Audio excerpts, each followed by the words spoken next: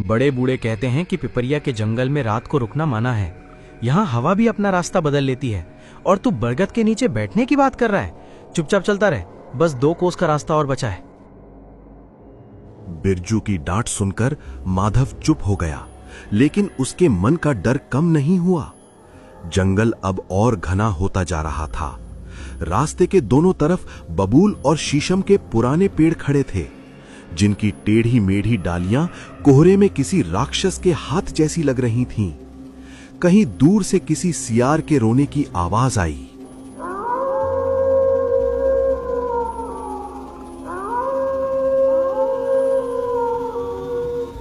बिरजू, ये सियार नहीं है। ये रोने की आवाज सियार की नहीं लगती। ऐसा लग रहा है जैसे कोई आदमी रो रहा हो या कोई बच्चा। तू और तेरे ये वहम। सियारी है भाई। रात को जंगल में जानवर नहीं बोलेंगे तो क्या भजन गाएंगे। तू बस मेरे कदमों की आवाज सुन और नीचे देखकर चल। इधर उधर देखेगा तो डर लगेगा ही। दोनों फिर से चलने लगे। टॉर्च की रोशनी अब टिमटिमाने लगी थी। कभी तेज होती तो कभी एकदम मध्यम पड़ जाती। कोहरा इतना घना हो गया था कि अब उन्हें अपने पैरों के अलावा कुछ भी साफ नहीं दिख रहा था। ऐसा लग रहा था कि वे किसी अंतहीन सफेद गुफा में चल रहे हैं। तभी उन्हें आगे रास्ते के किनारे एक पुराने और टूटे हुए मील के पत्थर के पास कोई परछाई दिखाई दी। क्या हुआ? रुक क्यों गए? चुप रह, सामने देख, वहां कोई बैठा है। माधव ने बिरजू के कंधे के ऊपर से झांक कर देखा। टॉर्च की मरती हुई रोशनी में उन्हें दिखा कि रास्ते के किनारे एक बुजुर्ग आदमी बैठा है। उसने एक मैली कुचैली धोती पहन रखी थी और ऊपर एक पुराना कंबल ओढ़ रखा था। वो अपने दोनों हाथों से एक बड़ी सी पोटली को पकड़े हुए था और सुबक रहा था। उसकी पीठ उनकी तरफ थी और वो लगातार हिल रहा था, जैसे रो रहा हो। माधव के रोंगटे खड़े हो गए। इतनी रात को इस घने जंगल के बीच सुनसान रास्ते पर एक बूढ़ा आदमी अकेला क्या कर रहा है? ये बात किसी भी तरह से सामान्य नहीं थी। बिरजू, मुझे ये ठीक नहीं लग रहा। चल वापस चलते हैं या फिर दौड़ लगा देते हैं। इससे बात मत करना। मेरी दादी कहती थी कि जंगल में कोई अनजान मिल जाए तो उसे टोकना नहीं चाहिए। अरे चुप कर, देख तो सही। बेचारा कोई मुसीबत का मारा लगता है। हो सकता है किसी गांव का हो, रास्ता भटक गया हो। इंसानियत भी कोई चीज होती है या नहीं? बिरजू ने अपने डर को दबाया और गला खंखार कर उस आकृति की ओर बढ़ा। माधव ना चाहते हुए भी उसके पीछे पीछे खिसका। जब भी उस बूढ़े के थोड़े करीब पहुंचे तो बिरजू ने आवाज दी, काका, ओ काका, इतनी रात गई यहाँ अकेले क्यों बैठे हो? सब ठीक तो है? बिरजू की आवाज सुनते ही उस बूढ़े का रोना बंद हो गया। एक पल के लिए वहां भयानक सन्नाटा छा गया। फिर धीरे धीरे उस बूढ़े ने अपनी गर्दन घुमाई। वो दिखने में बहुत कमजोर और लाचार लग रहा था। बेटा, क्या तुम मुझे थोड़ा पानी पिला सकते हो? मेरा गला सूख गया है और ये पोटली ये बहुत भारी है, मैं इसे उठा नहीं पा रहा। पानी तो हमारे पास भी नहीं है काका, बोतल खाली हो गई है। लेकिन आप हो कौन और जाना कहाँ है आपको? मैं पास के रामपुर गांव का हूँ। मेरे बेटे ने मुझे घर से निकाल दिया, कहा जंगल में जाकर मर जा। मैं रास्ता भटक गया हूँ बेटा, मुझे बस मुख्य सड़क तक पहुंचा दो। मेरी आंखों से अब कम दिखता है। इस कोहरे में तो मुझे कुछ भी नहीं सूझ रहा। बूढ़े की बात सुनकर बिरजू का दिल पसीज गया। उसे लगा कि माधव बेकार में ही डर रहा था। ये तो बस एक सताया हुआ बुजुर्ग है। बिरजू ने अपनी टॉर्च माधव को थमाई और आगे बढ़कर बूढ़े के पास गया।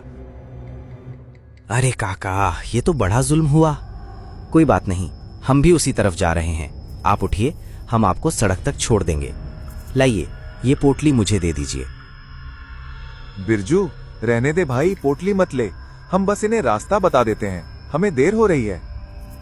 तू चुप रह माधव, देख नहीं रहा इनकी हालत। काका, आप उठिए। बूढ़े ने बिरजू का सहारा लिया और खड़ा हो गया। जैसे ही वो खड़ा हुआ, माधव ने गौर किया कि वो बूढ़ा कद में उम्मीद से ज्यादा लंबा था। बैठा हुआ वो छोटा लग रहा था, लेकिन खड़े होने पर वो बिरजू से भी एक सिर ऊंचा था। और एक अजीब बात थी, उस पोटली में से एक अजीब सी सड़ान आ रही थी, जैसे कोई मरा हुआ जानवर हो। लेकिन बिरजू ने उस पर ध्यान नहीं दिया। उसने पोटली अपने कंधे पर टांग ली। पोटली उम्मीद से कहीं ज्यादा भारी थी। बाप रे काका, इसमें क्या पत्थर भरे हैं? बहुत वजन है इसमें। बस जिंदगी भर के पाप और कुछ यादें हैं बेटा, बोझ तो होगा ही। अब वे 3 लोग चलने लगे। बिरजू पोटली उठाए आगे, उसके पीछे वो बूढ़ा और सबसे पीछे डरता कांपता माधव। टॉर्च की रोशनी अब और भी कम हो गई थी।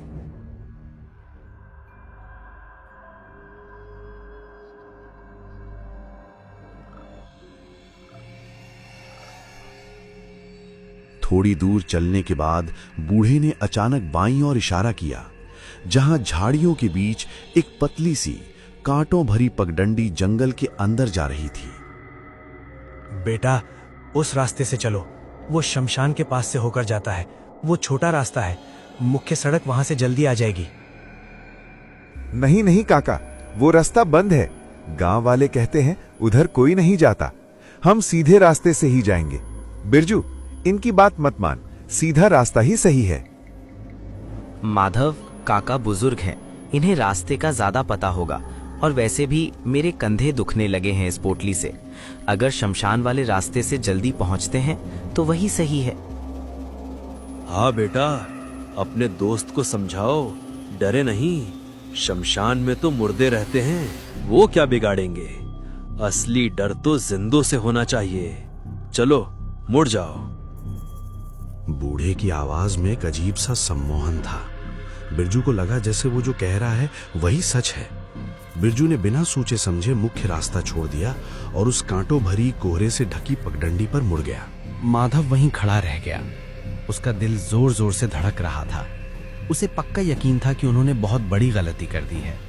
मुख्य रास्ता छोड़ना मतलब जंगल के पेट में समा जाना। बिरजू रुक जा, मत जाम धार। आजा माधव, डरपोक कहीं के, हम 10 मिनट में गांव पहुंच जाएंगे। माधव के पास कोई चारा नहीं था। वो अकेला वहां खड़ा नहीं रह सकता था। वो दौड़कर उनके पीछे गया। जैसे ही वे उस पगडंडी पर आगे बढ़े, जंगल का माहौल बदल गया। वहां ठंड और भी ज्यादा थी। हवा में एक अजीब सी बदबू थी और सबसे भयानक बात, झींगुरों और जानवरों की आवाजें अचानक बंद हो गई थीं। एक मुर्दा शांति छा गई थी। चलते चलते करीब आधा घंटा बीत गया, लेकिन सड़क नहीं आई। रास्ता और भी घना और पटिया होता जा रहा था। बिरजू, आधा घंटा हो गया। काका ने कहा था छोटा रास्ता है, अब तक तो गांव आ जाना चाहिए था। हम गलत आ गए हैं।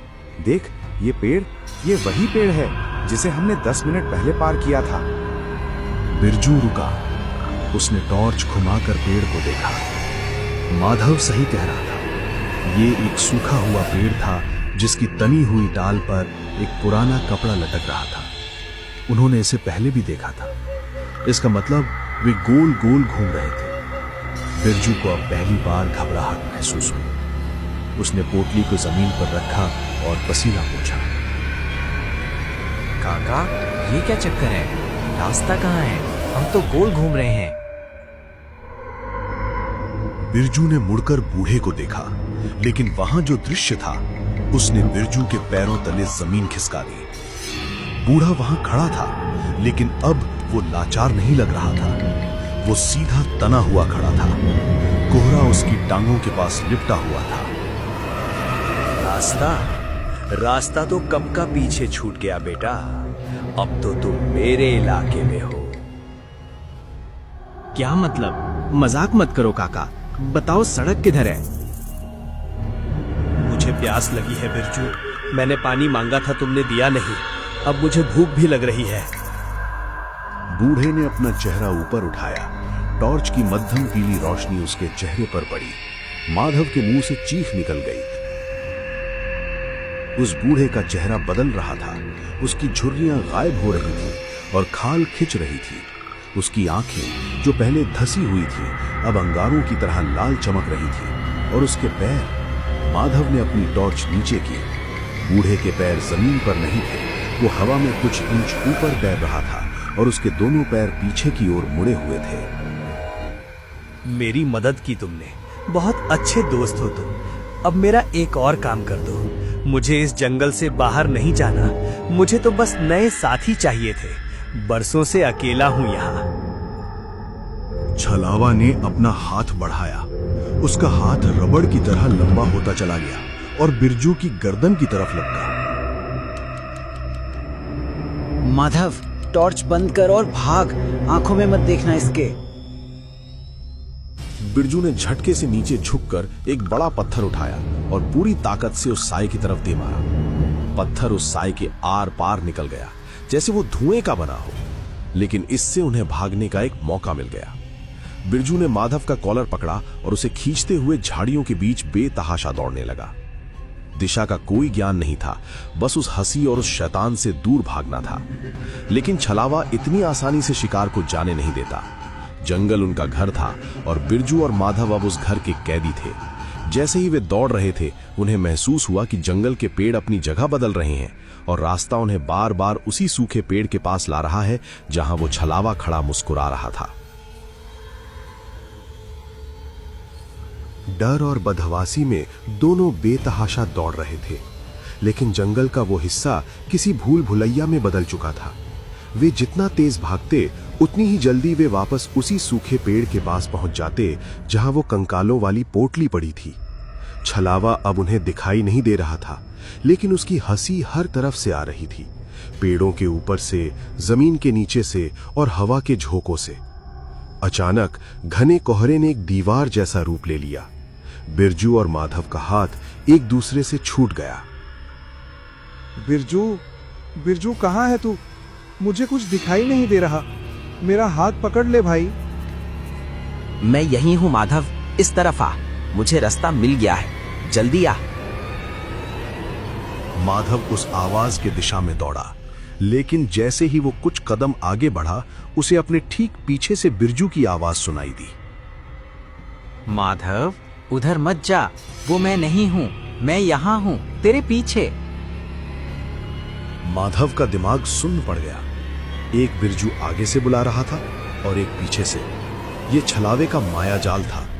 उसे समझ नहीं आ रहा था कि असली दोस्त कौन है और मौत कौन। वो वहीं ठटक कर खड़ा हो गया, कांपते हुए अपनी आंखें बंद कर लीं और जोर जोर से हनुमान चालीसा पढ़ने लगा।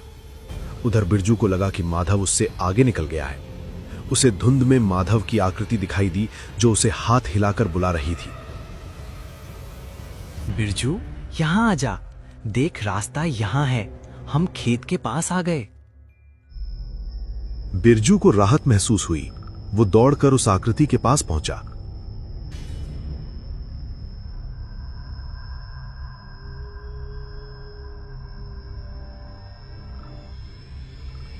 लेकिन जैसे ही वो उसके करीब गया, उसने देखा कि वो माधव नहीं था।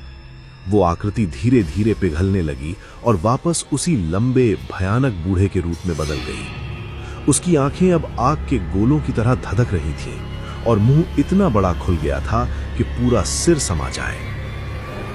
तूने मेरी पोटली उठाई थी ना बिरजू, अब तू खुद उस पोटली का हिस्सा बनेगा। जो जंगल का बोझ उठाता है वो जंगल से बाहर नहीं जाता। नहीं, मुझे जाने दो, माधव बचाओ।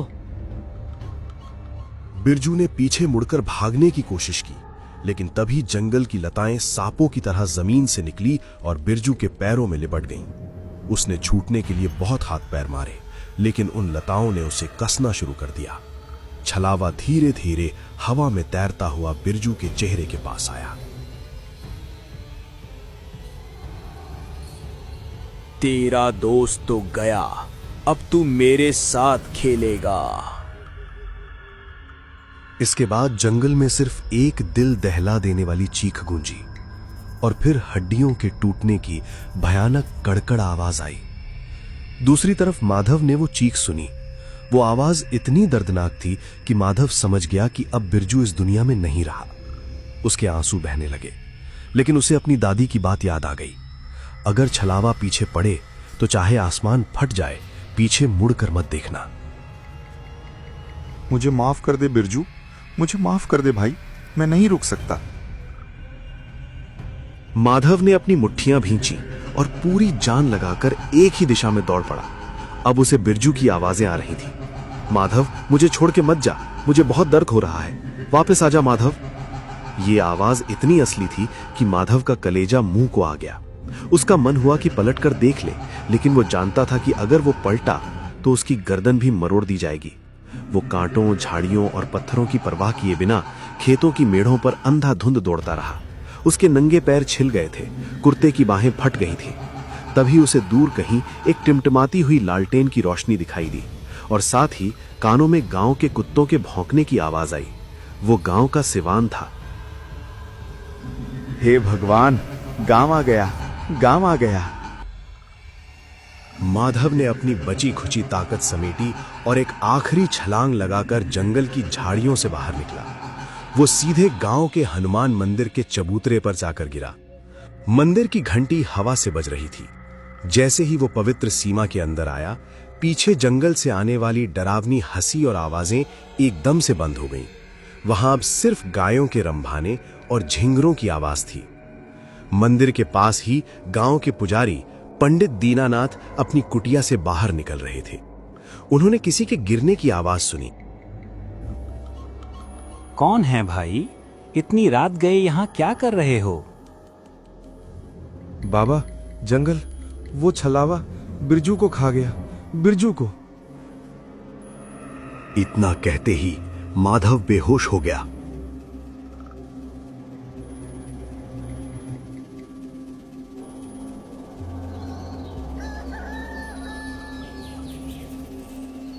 अगली सुबह जब माधव को होश आया तो वो अपने घर की खटिया पर था।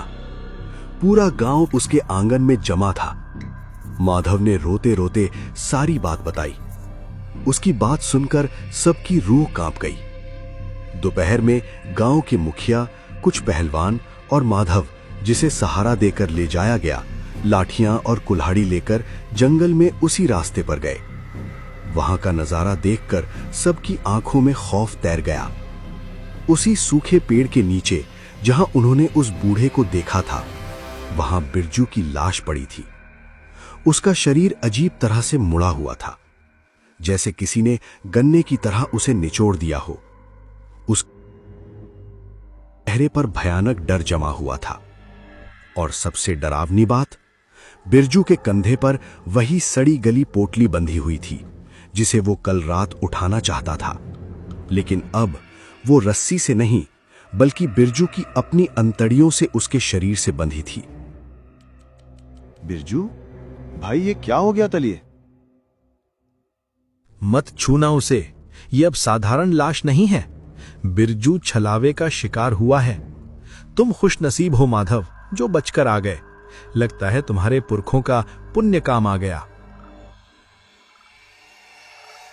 बिरजू का